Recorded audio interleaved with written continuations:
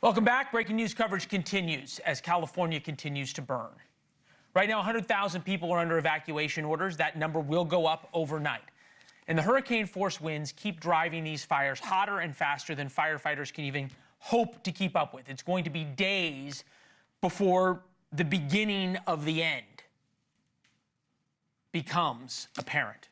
The evacuation orders keep growing in size. So far, lots of people left their pets, families, and worldly possessions at home this morning, went to work, and now cannot get back.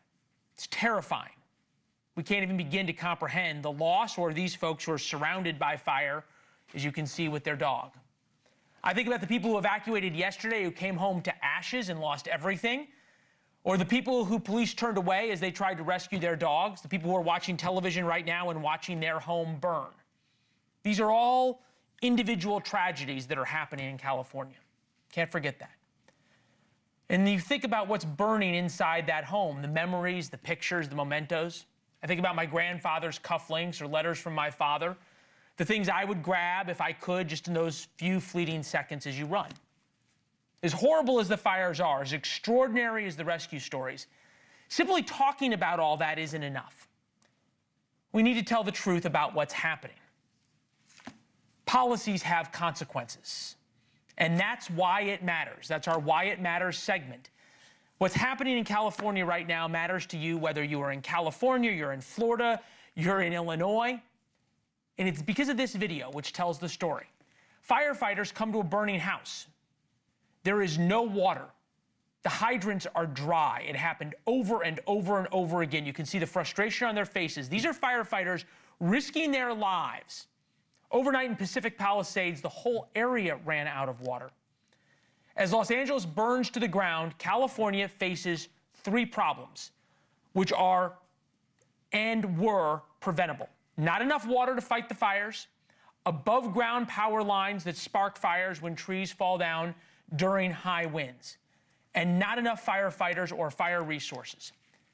The mayor cuts make that $17 million from the Los Angeles Fire Department budget last year, but increased funding to libraries, $14 million, and provided another $1.8 million for cannabis regulation. The same politicians have been warning for years that wildfires are going to get worse and worse and worse because of climate change, yet they are cutting the resources to fight them.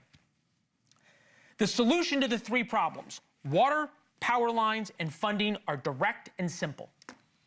And they are of zero interest to the governor of California.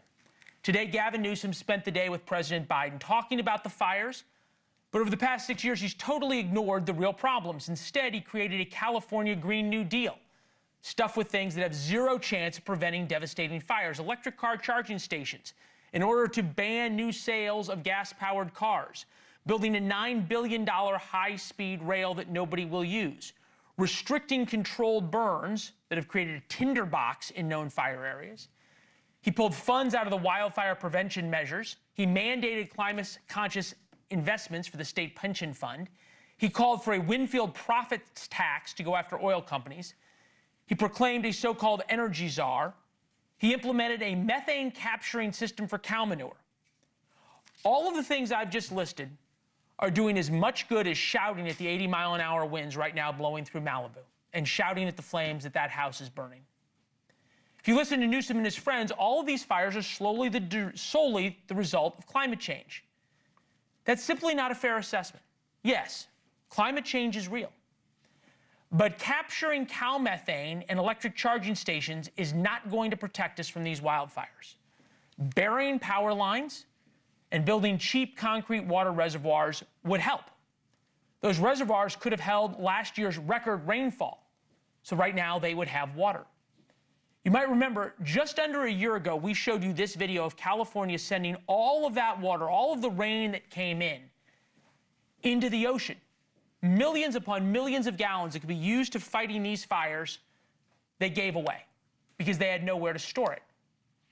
In fact, back in 2014, California voters approved a $7.5 billion program to build new reservoirs and water storage systems. Newsom has shown little to no interest in getting them built. So yes, what's happening in California is tragic. more will die. Right now, the death count is 5. Many more will lose their homes and their businesses. As we heard from Nancy Liu, as we watch these houses burn, there are people who are having their houses burn and their businesses. So we have to tell the truth about what's happening and why it matters. The fire itself may not have been preventable, but the devastating losses that continue to grow are preventable. Thanks for watching. Go to joinnn.com to find NewsNation on your television provider. And don't forget to click the red subscribe button below to get more of NewsNation's fact-driven, unbiased coverage.